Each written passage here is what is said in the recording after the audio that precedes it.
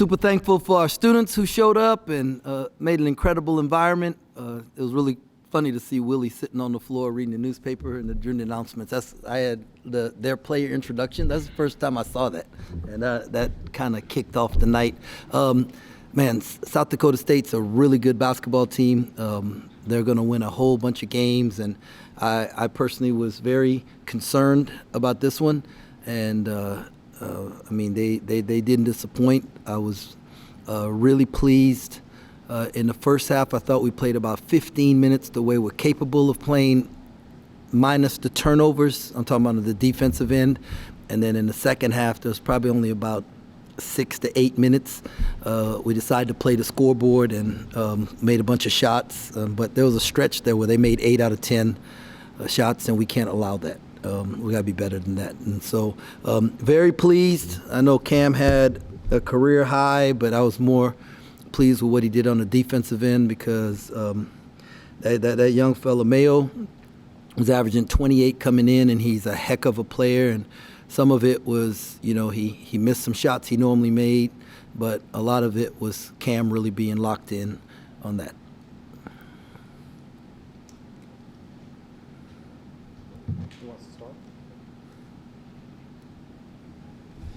You mentioned Cam's ability on defense, how great that was tonight. Could you also talk about his ability to facilitate? I felt like tonight he was able to pass the ball to his teammates pretty well tonight. Well, the good thing for Cam is as he's locked in on scoring, and that's what we want him to do, and I don't want him to think about, like, making plays. And then the playmaking becomes easier because the guys who are open are like wide open, and he's not like having to thread the needle or read a ball screen and stuff, and that's been the case since he is like really bought into just being in attack mode. His assist to turnover ratio has been a lot better. You talked the last game about paint touches, and I think your first 8 points were in the paint.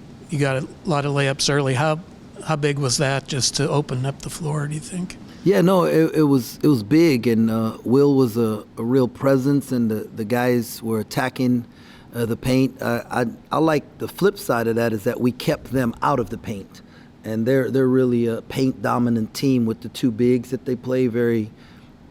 Not too many teams play two bigs anymore, and they do a great job of it. And so our ability to keep them out of the paint was also something I was real pleased with. Also, Art didn't suit up. His knee was bothering him after the last game, and we just felt like if you can't practice, you can't play, and so he was unable to practice, and so it was probably wiser for us to let him rest.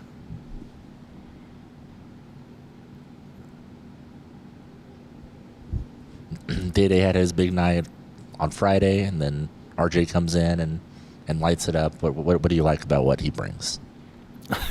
Well, we know R.J. Jones can shoot the basketball, right? He's a bucket getter, and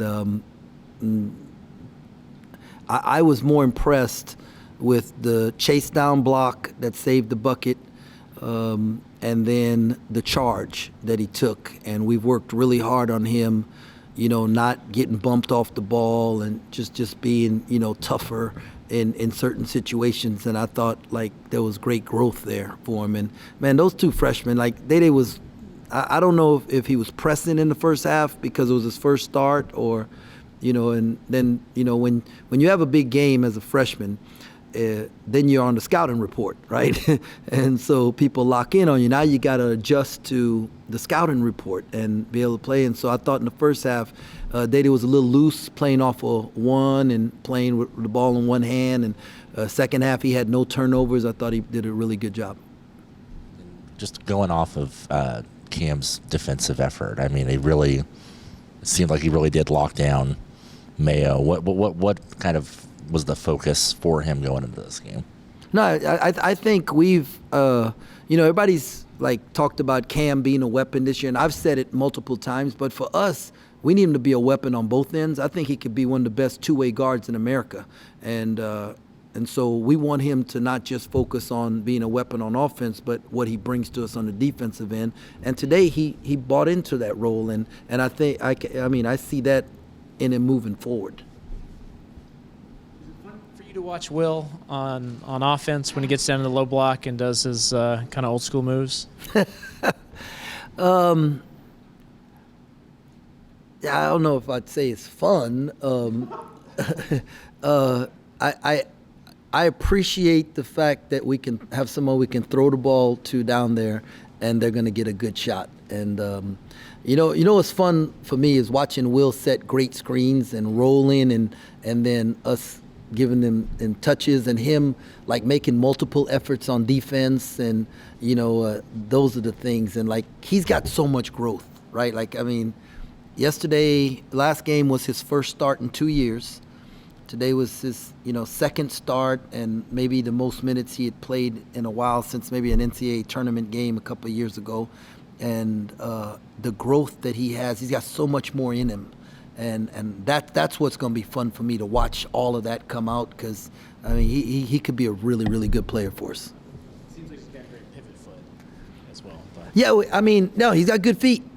Sometimes he does too many moves. Like I think he's big and strong enough to go put a shoulder in somebody's chest and go to his right hand jump hook, and it's very soft, and so that we want to make him more efficient with his moves. I also wanted to ask, have you seen Tyler and Cam kind of feed off each other since they've been here? Do you think they're better players because they're teammates now?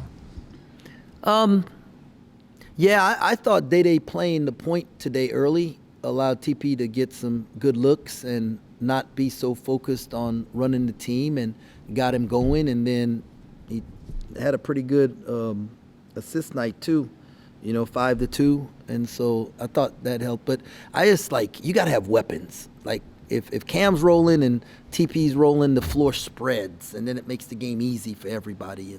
And so, but those dudes work. Like they're in the gym, and they're challenging each other every day to see who's going to make the most shots and put in the most work. And so they're good for each other. Not to steer away from this win so quickly, but you play Providence in the Bahamas pretty soon. What do you think you'll see once you get down there and play that competition? Man, I got to go finish packing, and then we're going to get on the bus. But you know what we're going to do? Right now we're going to celebrate this win, because it is hard to win in college basketball. And I hadn't seen all the scores, but I'm pretty sure there was an upset tonight, right? And I'm just thankful we're not that team that's on the upset side of things. So we're going to celebrate, and then we're going to get to Providence tomorrow. Coach, saw you getting after Cam pretty hard there, even when he was playing well. Is he a guy who responds well to you coaching him hard, and then just how high are your expectations for him? Yeah, Cam, all great ones want to be challenged, and Cam could have had 30 tonight. Right, but he got a little cute on a couple shots, and they messed up a couple plays, coming out of timeouts, and so those are things that all the great ones want to be challenged, and I think Cam can be like a really, really good basketball player, like really good, and so I want to stay on him. We got a long way to go, and he embraces it. I was wondering if you could take me back really quickly to that initial conversation that you had with Cam during this offseason, maybe when you said or suggested to him that he needed to be, the scorer now, how that conversation went. Yes. I think Cam seeing Marquise and Keontae leaving gave him confidence. Like he looked around and said, okay, those guys are gone, now it's my turn. And that automatically made him a better player. And then he went in the gym and he worked really, really hard at it. And probably, after we got back from Israel and we started practicing, he was trying to be too much of a facilitator. And, it wasn't looking very good. And so I just told him, Cam, this is what we need from you. And if you will focus on this. And I told the team, if Cam drives and you're wide open, he doesn't throw it to you, don't be mad, right? He's going to shoot the ball because I told him to. And you are going to go rebound because Cam's not going to throw the pass.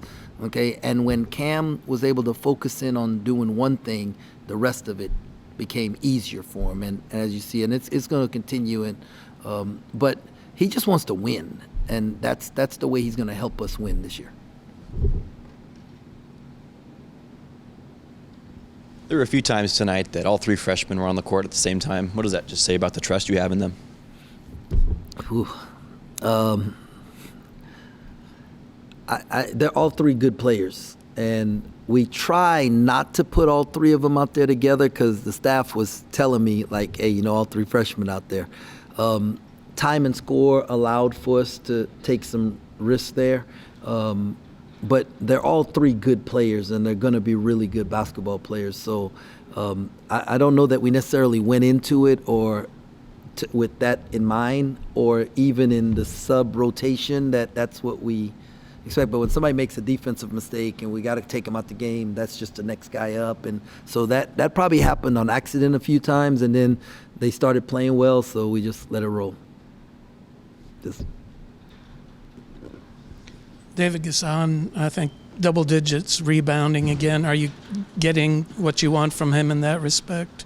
Yeah, he's playing with energy, and doing the things we like him to do, and he's playing with a smile on his face, and giving other people energy. And as he stops worrying about whether he's going to make shots or not, I think the game's going to become a lot easier for him, and he's going to be a better player for us.